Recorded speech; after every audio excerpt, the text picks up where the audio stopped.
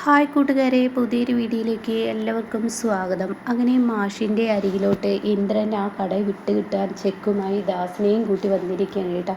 അങ്ങനെ ഇത് രഘുവിന് കൊടുക്കണം, ഇത് അച്ഛൻ്റെ കൈകളിൽ ഏൽപ്പിക്കാനാണെന്നൊക്കെ പറഞ്ഞല്ലോ. അപ്പോൾ ആ സമയം മാഷ് പറയാണ്, രഘുവിൻ്റെയും അമ്പിളിയുടെയും കാര്യത്തിൽ ഇനി ഞാൻ എന്ത് ചെയ്താലും അവർ ആ സഹായം തേടില്ല, അതുകൊണ്ട് അതവർ വാങ്ങില്ല, നിങ്ങൾ തന്നെ ഇത് കൊണ്ടു കൊടുക്കുകയായിരിക്കും നല്ലതെന്ന് പറഞ്ഞ് മാഷ് അവിടെ നിന്നും പോകുമ്പോൾ ഇന്ദ്രനെ തനിക്ക് കട സ്വന്തമാവുന്ന യാതൊരു ലക്ഷ്യവും ഇല്ല കേട്ടോ. ആ ലക്ഷണങ്ങളൊന്നും കാണുന്നില്ല. അങ്ങനെ ഇന്ദ്രൻ്റെ നെഞ്ചെടുപ്പ് കൂടി തുടങ്ങി. പിന്നീട് ദാസും ഇന്ദ്രനും കൂടി അങ്ങോട്ടേക്ക് പോവുകയാണ്. ആ സമയം രഘു അവിടെ ഉണ്ട് കേട്ടോ. അങ്ങനെ ദാസ് വന്നെന്ന് കാണുമ്പോൾ രഘു പറയണ, അമ്മാവൻ ഇവിടെയില്ല, അമ്മാവൻ പുറത്ത് പോയിരിക്കുകയാണ്, അണ്ണനെ ഞങ്ങൾ വഴിയിൽ വെച്ച് കണ്ടു എന്ന് പറയാൻ കേട്ടോ. ഇത് കേട്ട് അമ്പിളി അങ്ങോട്ടേക്ക് കടന്നു വരികയാണ്. അപ്പോൾ അമ്പിളി ഡോറിൻ്റെ അവിടെ ഇങ്ങനെ നിന്നിട്ട് ഇവരുടെ സംസാര രീതിയൊക്കെ ശ്രദ്ധിക്കുകയാണ്. അപ്പോൾ ദയാണെങ്കിൽ പറയാൻ വാക്കുകളില്ല. അപ്പോൾ ദയയും എന്തിനാ അപ്പോൾ ഇന്ദ്രേട്ടനെയും കൊണ്ട് ഇങ്ങോട്ടേക്ക് വന്നിട്ടുണ്ടെങ്കിൽ അതിൻ്റേതായ എന്തോ ഒന്നുണ്ട്, അത് സൂക്ഷിക്കണം എന്ന് ദയ മനസ്സിലാക്കുന്നു കേട്ടോ.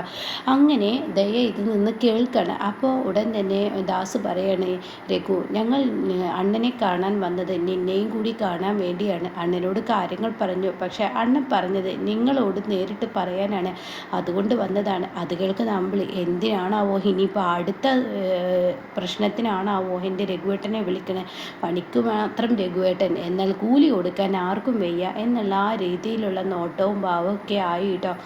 അങ്ങനെ രഘു തൊട്ടരികിലോട്ട് ഇങ്ങനെ വന്നുകൊണ്ടിരിക്കുകയാണ്. അപ്പോൾ രഘു ഇങ്ങനെ വരുമ്പോൾ ഉടൻ തന്നെ ഇന്ദ്രൻ പറയണേ, രഘു ഞാനൊരു കാര്യം പറയട്ടെ, ആ കടയുടെ കാര്യത്തിൽ 25 ലക്ഷം രൂപ അനുപമ നിങ്ങൾക്ക് തരാമെന്ന് പറഞ്ഞല്ലോ, പക്ഷേ അനുപമ ഞങ്ങളോട് പറഞ്ഞത് അച്ഛൻ്റെ കൈകളിൽ കൊടുക്കാനാണ്, അച്ഛനാണെങ്കിലോ നിങ്ങളുടെ കൈകളിൽ തരാനാണ് പറഞ്ഞത്. അപ്പോൾ രഘു ഈ പണം നിൻ്റെ കൈകളിൽ തരാനാണ്, 2 ദിവസത്തിനുള്ളിൽ ചെക്ക് പണം ബാങ്കിലോട്ട് വരും, ഇത് ചെക്കാണെന്ന് പറഞ്ഞ് കൊടുക്കണം കേട്ടോ. അങ്ങനെ രഘു വലിയ സന്തോഷമാവാണ്. രഘു പതിയെ അത് വാങ്ങാൻ ഒരുങ്ങുമ്പോഴേക്കും ആരും പ്രതീക്ഷിക്കാത്ത വലിയ ടേസ്റ്റുമായി അവിടോട്ട് അമ്പിളി വരികയാണ്. ഈ സമയം ദയക്ക് ഈശ്വര ഇവർക്ക് അവിടുന്നും പണം ഇവിടുന്നും പണം, മറ്റുള്ളവർക്കാണെങ്കിലും കൊണ്ടുപോകുന്നതെല്ലാം മുക്കുപണ്ടവും ഒക്കെ ആവുന്നു എന്നുള്ള ആ രീതിയിൽ ഇങ്ങനെ നിൽക്കണം കേട്ടോ.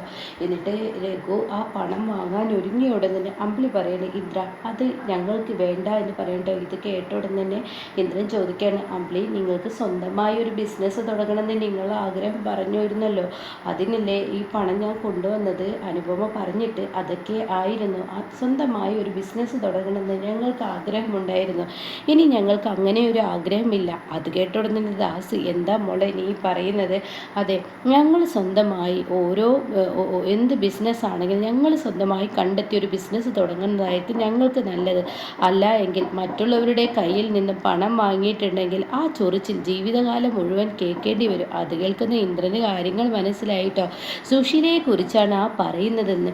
അപ്പോൾ ഉടൻ തന്നെ ഇന്ദ്രൻ പറയണേ, ഇത് നിങ്ങൾക്ക് അവകാശപ്പെട്ട പൈസയാണ്, ഇത് തരുന്നത് വേണ്ട ഇന്ദ്ര, നിന്റെ ഈ നല്ല മനസ്സിന് നന്ദി, ഞങ്ങൾക്ക് ഈ പണം വേണ്ട. ഞാൻ ഒരു കാലം ആഗ്രഹിച്ചിരുന്നു, ഞാനും രഘുവേട്ടനും പണത്തിന് വേണ്ടി.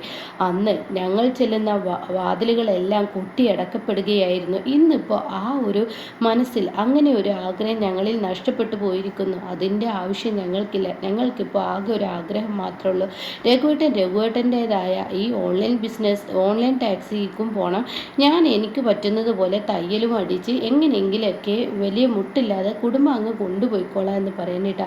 അങ്ങനെ അമ്പിളി അതും പറഞ്ഞ് രഘുവിനെ അവിടെ നിന്നും വിളിച്ചു കൊണ്ടുപോയി. രഘുവേട്ടൻ ഒന്നിങ്ങ് വന്നേ, തിരക്കുണ്ട്, നാളെ ഓടാനുള്ളതല്ലേ എന്നും പറഞ്ഞ് അമ്പിളി രഘുവിനെ വിളിച്ചു കൊണ്ടുപോകുമ്പോൾ ഇന്ദ്രൻ പ്രതീക്ഷിച്ച കാര്യങ്ങളൊക്കെ കൈവിട്ടു പോയിരിക്കുകയാണ് കേട്ടോ. ആ സമയം ദയ കുത്തിത്തിരിപ്പ് ഉണ്ടാക്കാൻ തന്നെ ദയ ഓടി വന്നിരിക്കുകയാണ് ഇന്ദ്രൻ്റെ അരികിലോട്ട്. എന്നിട്ട് ഇന്ദ്രനോടും ദാസിനോടും പറയാണ്, അമ്പിളി ചേച്ചി ഇനിയിപ്പോൾ നമ്മളടുത്ത് 25 ലക്ഷമൊന്നും വാങ്ങില്ല, അതിലും വലിയ ലാഭമല്ലേ ഇപ്പോൾ അമ്പിളി ചേച്ചിക്ക് കിട്ടിയിരിക്കുന്നത്. അത് കേൾക്കുന്ന ഇന്ദ്രനും ദാസും, എന്ത് ലാഭം? അമ്പിളി ചേച്ചിക്ക് ഈ വീടിൻ്റെ പാതി ഷെയർ അച്ഛൻ കൊടുക്കാൻ തീരുമാനിച്ചിരിക്കുന്നു എന്ന് പറയട്ടെ. ഇത് കേൾക്കുന്ന ഇന്ദ്രൻ അങ്ങ് ഞെട്ടിപ്പോവാണ്. അപ്പോൾ ദാസ് പറയാണ്, എൻ്റെ ദയയെ അണ്ണൻ എന്തെങ്കിലും ഒരു കാര്യം തീരുമാനിച്ചിട്ടുണ്ടെങ്കിൽ അതിൻ്റേതായ ഒരു കാര്യമുണ്ടാവും. അത് കേട്ട ഉടനെ തന്നെ ആര് എന്ത് തീരുമാനിച്ചാലും ശരി, എനിക്ക് ഈ വീടിൻ്റെ ഷെയർ ഞാൻ വാങ്ങിച്ചെടുക്കും, അത് ഉറപ്പുള്ള കാര്യമാണെന്ന് ദൈവം പറയാനേട്ടോ. അങ്ങനെ ഇന്ദ്രന് തനിക്ക് ആ കട സ്വന്തമാക്കാൻ നോക്കുമ്പോഴൊക്കെ വഴി തടസ്സങ്ങളാണല്ലേ ഈശ്വര എന്ന ഭാവത്തിൽ ഇന്ദ്രൻ അവിടെ നിന്നും ഇറങ്ങുന്നു കേട്ടോ. എന്നാൽ ഈ സമയം ഇനി എന്ത് ചെയ്യുമെന്ന് ഇന്ദ്രൻ ദാസനോട് ചോദിക്കുമ്പോൾ നമുക്ക് അനുപമയോട് തന്നെ ചോദിക്കാം. അനുപമയുടെ അടുത്തോട്ട് നമുക്ക് പോവാം എന്ന് പറയാനേട്ടാ. ഇതേ സമയം വിനയനാണെങ്കിലോ ചീരുവിനെ തിരക്കി അനുപമയുടെ വീട്ടിലെത്തിയിരിക്കുകയാണ്. അപ്പോൾ ഭാനുമ്മയും അനുപമയൊക്കെ അവിടെ ഉമ്മറത്തുണ്ട്, അടിച്ചോരുന്ന പണിയൊക്കെയാണ് കേട്ടോ, ചൂലും കയ്യിലുണ്ട്. അപ്പോൾ വിനയൻ്റെ ആ കടന്നു വരവ് കാണുമ്പോൾ തന്നെ ഭാനുമ്മ മോളെ അവൻ വീണ്ടും പ്രശ്നമുണ്ടാക്കാനാണല്ലോ, അവൻ്റെ വരവ് കണ്ടാൽ അറിയാമെന്ന് പറയട്ടോ. ഇത് കേൾക്കുന്ന അനുപമ പറയാണ്, ചീരയുടെ ഇല്ല എന്ന് പറഞ്ഞു കഴിഞ്ഞാൽ ഈ പ്രശ്നത്തിനൊരു പരിഹാരമാവുമല്ലോ. അങ്ങനെ അതൊന്നും വകവെക്കാതെ വിനയൻ അങ്ങോട്ടേക്ക് കയറി വരികയാണ്. എന്താ അനു എന്നെ ഇങ്ങനെ നോക്കുന്നത്? വിനയ, നീ എന്തിനാ ഇപ്പോൾ ഇങ്ങോട്ടേക്ക് വന്നിരിക്കുന്നത്? എൻ്റെ ഭാര്യ ഇവിടെയല്ലേ നീ താമസിപ്പിച്ചിരിക്കുന്നത്, അപ്പോൾ എൻ്റെ ഭാര്യയെ കാണാൻ എനിക്ക് ഇങ്ങോട്ടേക്ക് വരാൻ പറ്റത്തില്ലേ?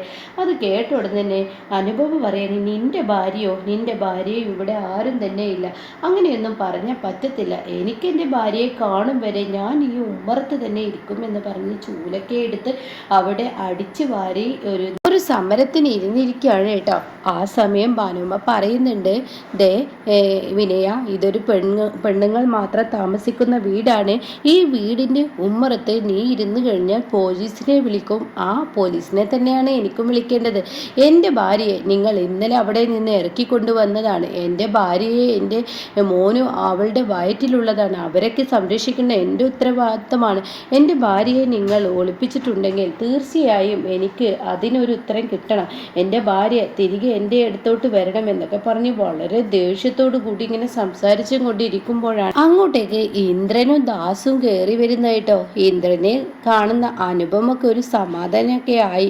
തൻ്റെ മനസ്സിലൊരു ശക്തി കിട്ടിയിരിക്കുന്നു. വിനയൻ എന്ന ഭ്രാന്തനെ ഇന്നലെ ശരിക്കും കണ്ടതാണ്. ആ ഭ്രാന്തൻ എന്ത് ചെയ്യുമെന്ന് പറയാൻ പറ്റത്തില്ല എന്ന ആ മുറുമുറുപ്പ് ഭാനുമ്മയോട് പറയുമ്പോഴാണ് കേട്ടോ ഇന്ദ്രനും ദാസും അങ്ങോട്ടേക്ക് കയറി വരുന്നത്. അപ്പോൾ ഉടനെ തന്നെ ഭാനുമ്മ പറയുന്നുണ്ട്, ഈശ്വരനായിട്ടാണ് അവരെ ഇങ്ങോട്ടേക്ക് കൊണ്ടുവരാൻ തോന്നിയതെന്ന് പറയട്ടെ. അങ്ങനെ ഗേറ്റ് കടന്ന് വരുന്നത് കാണുമ്പോൾ തന്നെ വിനയൻ പതിയെ ഇങ്ങനെ എണീക്കാൻ നോക്കുകയാണ് കേട്ടോ. ആ സമയം ഇന്ദ്രൻ അങ്ങ് ദേഷ്യത്തോട് കൂടി കയറി വന്ന്, എന്താ വിനയ നിനക്ക് ഈ വീട്ടിൽ കാര്യം? അതെന്ത് ചോദ്യമാണ് എന്ന് പറയുന്നുണ്ട് കേട്ടോ. അപ്പം അതിന് മുന്നേ ഇങ്ങനെ പറയുന്നുണ്ട്, നിന്റെ ഭർത്താവിനെ പോലെ വേറൊരുത്തിയെ തേടി പോയിട്ടൊന്നുമില്ലല്ലോ ഈ വിനയൻ ചീരുവിനെ മാത്രമല്ലേ സ്നേഹിച്ചിട്ടുള്ളൂ, നിന്റെ ഭർത്താവ് അങ്ങനെയല്ലല്ലോ, വേറൊരുത്തിയെ പോയിട്ടുണ്ടെന്നൊക്കെ പറയുന്നുണ്ട്. അപ്പോൾ അനുപമ ചോദിക്കുകയാണ്, നീ ഇത്രയും ക്രൂരതകൾ ചെയ്തിട്ട് നീ എന്തിനാ ചീരുവിനെ തേടിത്ത് വന്നിട്ടുള്ളത് എന്ന് ചോദിക്കുമ്പോഴാണ് ആ മറുപടി നൽകുന്നത്. അങ്ങനെ വിനയനെ കാണുന്ന ഇന്ദ്രന് മൊത്തത്തിൽ അങ്ങ് ദേഷ്യം പിടിക്കണം കേട്ടോ. വിനയ, എന്താ നീ ഇവിടെ? എൻ്റെ ഭാര്യയെ ഇവരെ ഒളിപ്പിച്ച് വെച്ചിട്ടുണ്ട്, അവളെ കാണാനാണ് ഞാൻ വന്നത്. വിനയ, ആവശ്യമില്ലാത്ത പ്രശ്നങ്ങൾക്ക് നിന്ന് കഴിഞ്ഞാൽ നിനക്ക് അടി കിട്ടുമെന്ന് ഞാൻ പറഞ്ഞിട്ടുണ്ട്. ഇത് ചീരുവിൻ്റെ കാര്യത്തിൽ ഞങ്ങൾ ഇടപെട്ടതാണ്. അനന്തമാഷിൻ്റെ വീട്ടിലാണ്, പഞ്ചരത്നത്തിലാണ് ചീരു ഉള്ളത്, അല്ലാതെ ഇവിടെ വന്ന് എൻ്റെ ഭാര്യ താമസിക്കുന്നിടത്ത് വന്ന്. ആ സമയം അനുപമ ഇന്ദ്രനെ ഇങ്ങനെ നോക്കും. ഇന്ദ്രനാണെങ്കിലും പെട്ടെന്ന് അങ്ങനെ പറഞ്ഞു പോയി എങ്കിലും കൂടിയിട്ട് പറയാണ്, എൻ്റെ ഭാര്യ താമസിക്കുന്നിടത്ത് വെച്ചിട്ട് നിങ്ങളൊരു പ്രശ്നം ഉണ്ടാക്കിയാൽ വിനയ നിന്നെ വെറുതെ വിടില്ല. അത് കേട്ടോടെ തന്നെ വിനയം പറയാം, അതിനിപ്പോൾ നിൻ്റെ ഭാര്യ ഇതല്ലല്ലോ, വേറെ ഒരുത്തിയാണല്ലോ എന്ന് പറയുമ്പോഴേക്കും വിനയനെ അങ്ങ് ഇന്ദ്രൻ അടിക്കുകയാണ് കേട്ടോ. അപ്പോൾ എന്തായാലും ഇനി വിനയൻ്റെ റോള് നാശമാകുമ്പോൾ ഇന്ദ്രനെ ഇനി ഇവിടെ നല്ലതാക്കാൻ നോക്കുമ്പോഴാണ് ഇന്ദ്രൻ്റെ ആ ഒളിച്ചു വെച്ച രഹസ്യം പുറത്തു വരുന്നത് കേട്ടോ.